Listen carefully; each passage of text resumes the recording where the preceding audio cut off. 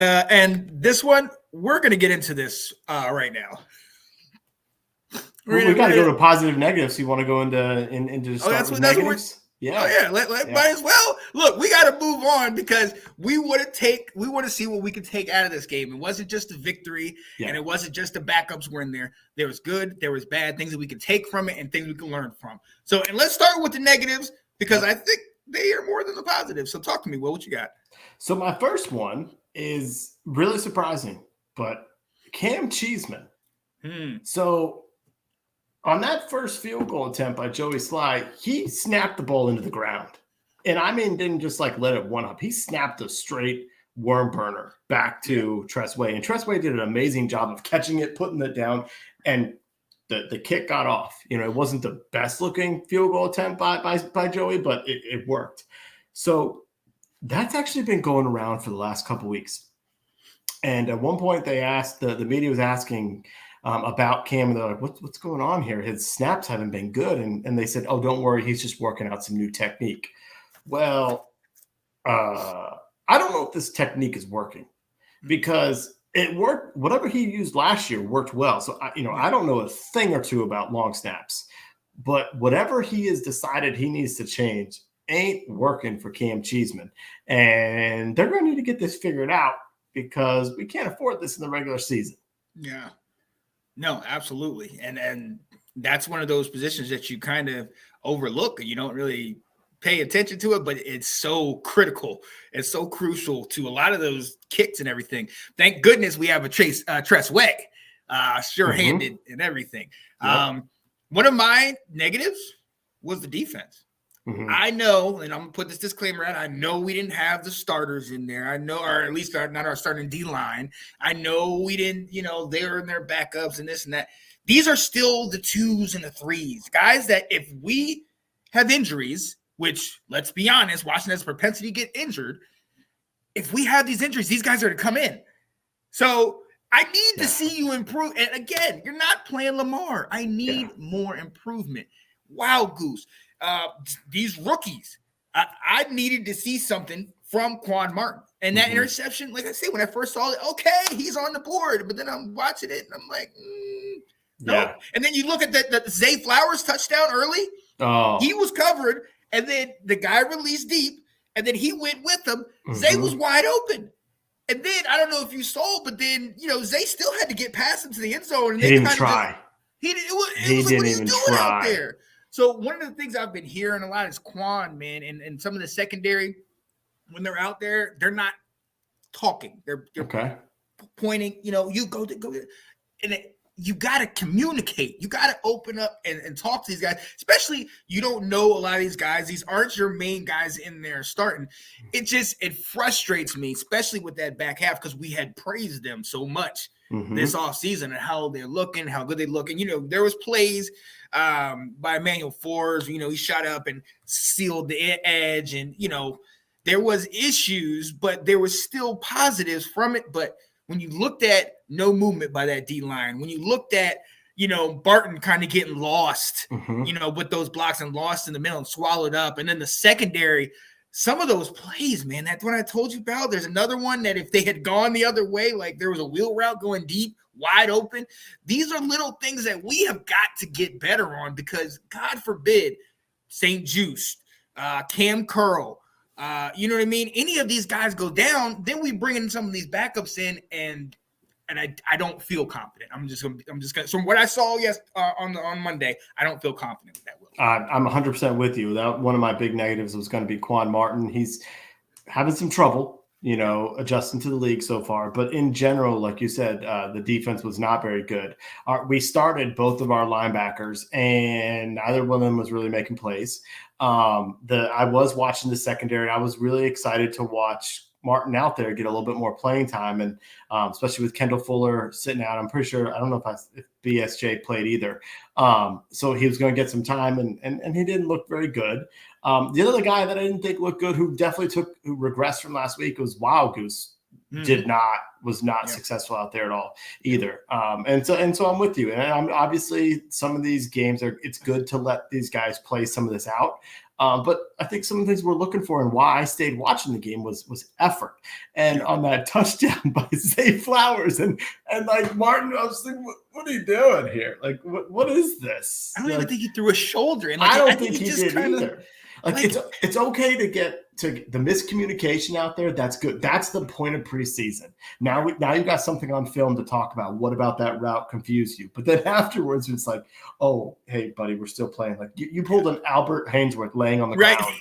Just stand there, just like, all right. Yeah, I mean, he did. He stood there just like, we're still going. So that was pretty bad. I'm with you. Yeah, that was where I was like, especially then too, it's like the Ravens offense was torching them, but I'm like, look at these guys are out there. They're not going to be out there in the regular season. Exactly. I actually am going to bring this because that was my big negative that Cheeseman and then Quan was exactly what Anthony's talking about here at the game. And I wasn't able to get into this at like what we would change as owners, but like it's so bad the voiceover that they have for the Hail to the Commanders, the woman singing it. She murders it. It's a slow version, and the way she sings it is just so bad. And not that the old dudes who used to sing Hail to the Redskins were better, because that too was embarrassing, that this old folks, but when I hear it playing over, like I could hear it on TV, and it's just like, and it's the way at the very end, the fight for all DC. Yeah. It's like, speed that up. Right. This is not the opera. Like, what are we doing with this? So that's my negative, the fact that you could hear it and it sounded terrible. Yeah, that's and look, I'll give as far as one of my negatives, something that I know you want to call me out for. Do it. And I'm going to call myself out for it. A week ago, I was on here saying I didn't like that. It wasn't until the second quarter when Terry got his first completion. This week, he was able to get 3 completions or something like that. But on the 2-minute drive, right before the last touchdown for the starters, he gets hurt. It was first speculated it was turf toe. Now, from what I've heard, it's maybe like a toe, like a strain or something like that. But they kind of have him off his feet. But yes, I was one who wanted him in the game. I wanted him to get those reps. And part of it is because Sam is still technically a rookie. So I want those reps in, but at the same time, give me 2 or 3 catches, get out the game. Like I don't need that. They did, because it was his third catch. I know. It begs a question. That's the funny thing, because John Kyle was talking about how when he talked about your guy, well, not your guy, but the guy you mentioned last week, Geis, and how he was saying, Jay Gruden said to him, look, I'm only going to run you 7 plays in the preseason game. Yeah. And on the 7th play is when he tore his ACL. So, I mean, you really can't tell. And EB talked about it. He said, look, football injuries are going to happen in practice. They're going to happen in the game. They're going to happen wherever. At the end of the day, we definitely need the work. So, we know one of the things I like that EB said is that we know what type of person Terry McLaurin is. Terry would have wanted us to keep it going, so he would have handled himself, but he's that type of leader. He's that type of motivator where he still wants everybody to still focus and get to the place that we're all trying to go. You know what I mean? Now, at the end of the day, it's not a major injury, but at the same time, it begs the age-old preseason question. Do you play any of your starters, or should you just rest them all because you don't want them to get hurt? Right. This is when you have this situation, it's easy to turn to the like, no, he should never have played because of that. But it's hard. Like you said, that was a 2-minute drive. Mm-hmm. This was the development piece for Sam Howell. That's the point of preseason.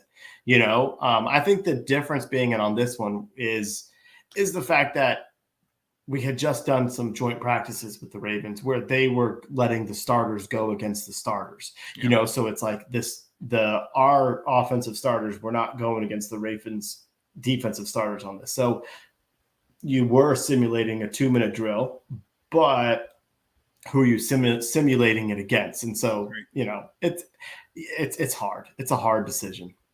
Yeah. But yes, I wanted you to speak on the fact that you said you need to get him involved more, and they did. Yeah, I did. I absolutely did, and that's what happens. But what else you got? Do you have any more negatives? I got all positives. No, I'm a happy person. So I do have a negative. I do have some negatives, and this will lead into my positives. And this is also going to be one of the things I'm going to be starting to do this year. I'm going to start doing a game-by-game breakdown of 2 North Carolina quarterbacks, one that's in college at Drake May and one that is in the pros right now.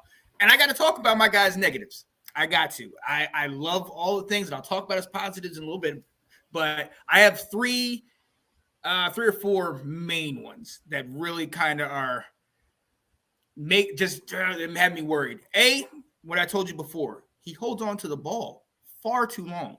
There are times in there that he'll scramble out and it's good, but there are times in there where it's like he goes 1, 2, 3, 4, back to 1, 2, 3.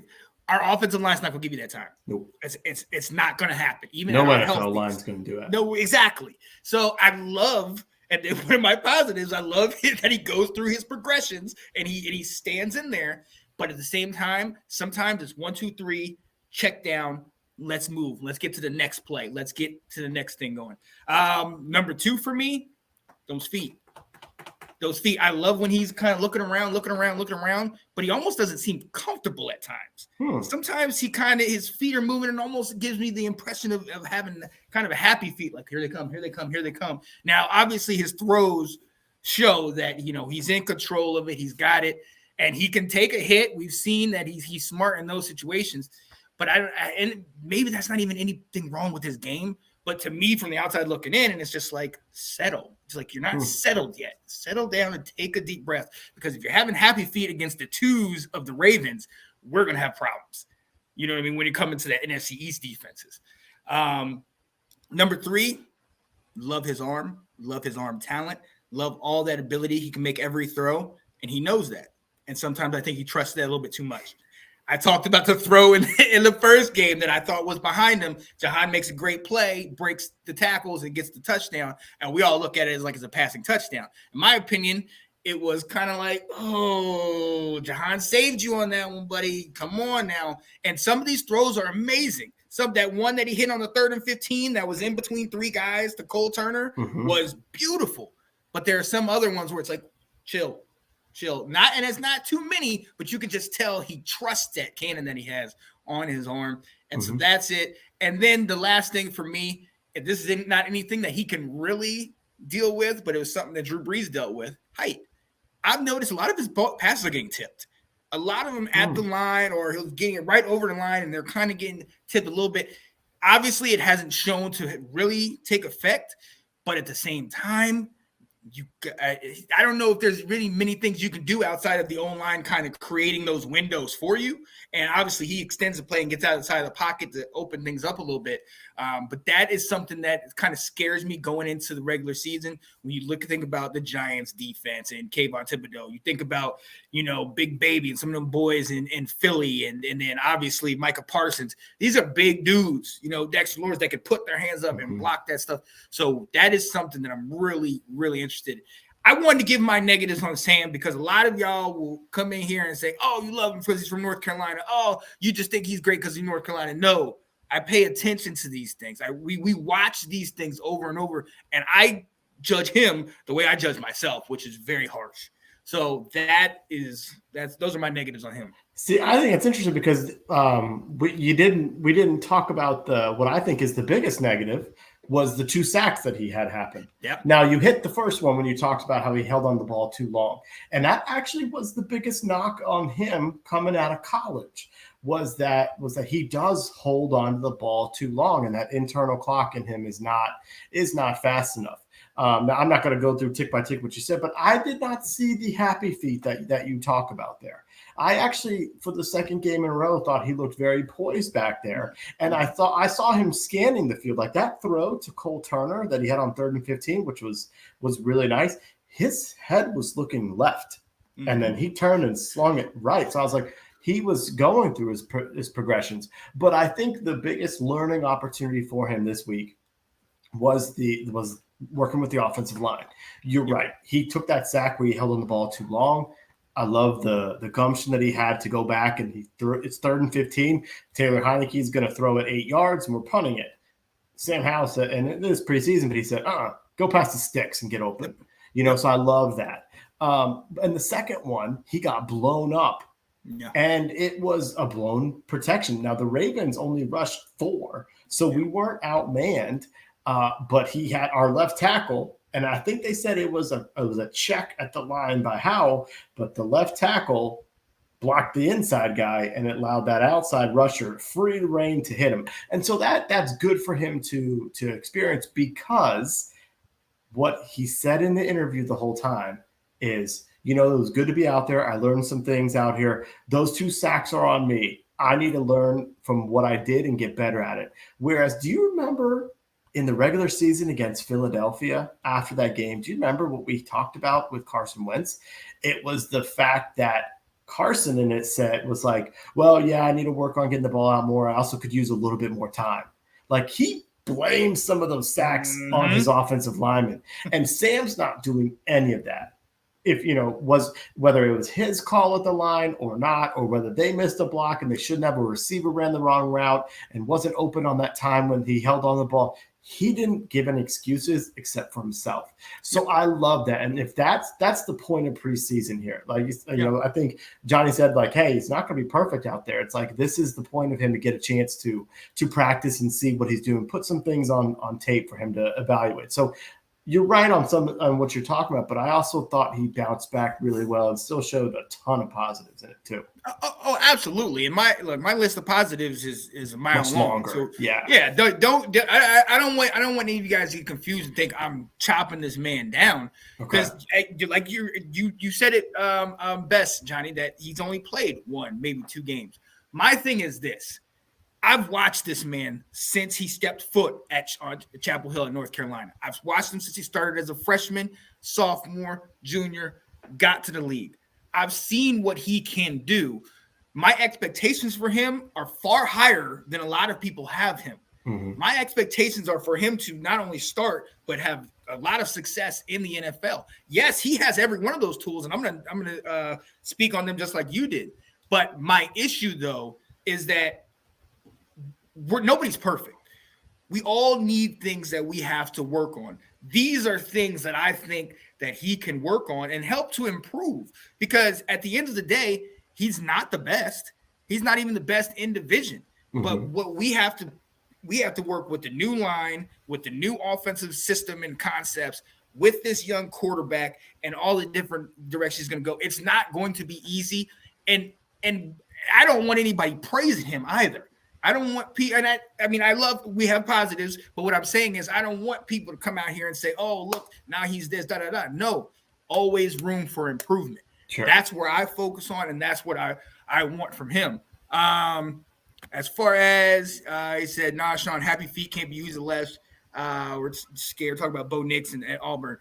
I don't know, man. Bo Nix had 3,500 yards this past year. He had over 2,200 the year before, and we knew he had a tank when he was at Auburn, and Auburn was a dumpster fire. So, yeah.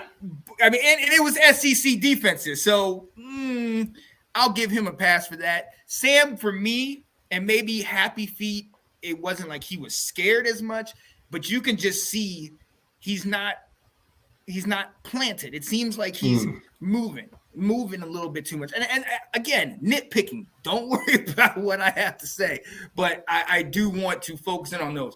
So, and then going to the positives, like what you said, he could throw every pass. He's poised. We saw after that 3rd and 15, he got back up, and it was just like a corner. Erase it. That play's over. Can't do anything about it. Let's move on. And he was able to sit there and find Cole Turner in the middle of all that. And like you said, that the football IQ, get him past the sticks, all right?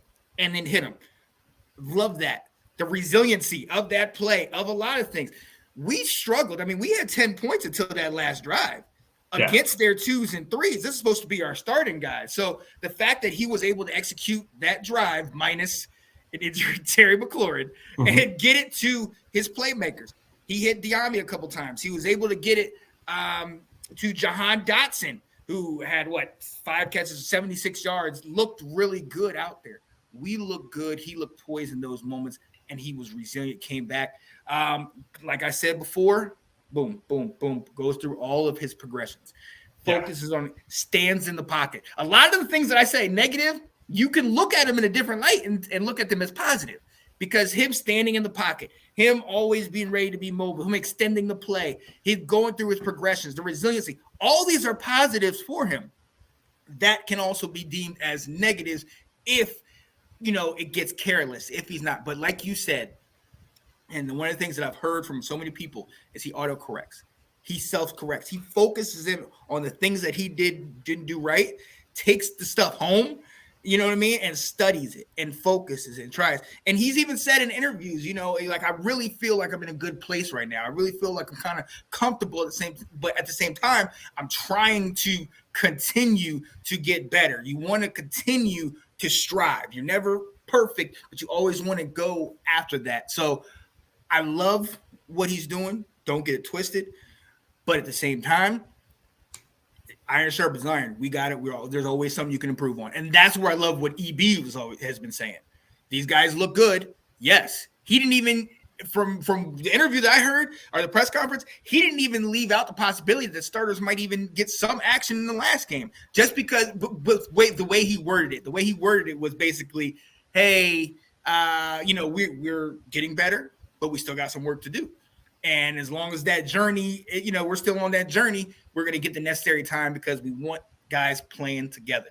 So it's going to be interesting. I love the direction we're going. But as far as positives, I gave you a little couple for Sam. But what other positives you got? Well, man? I want to kind of piggyback on the Sam Howell stuff because it was interesting to listen to, not just during the game, but then afterwards, the national exposure that Sam Howell got. This was almost, even in a preseason game, his coming out party to the nation.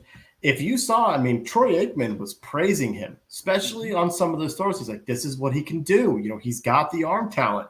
Nate said it on his podcast. He said, Sam Howell's going to be all right. The big one was Pat McAfee.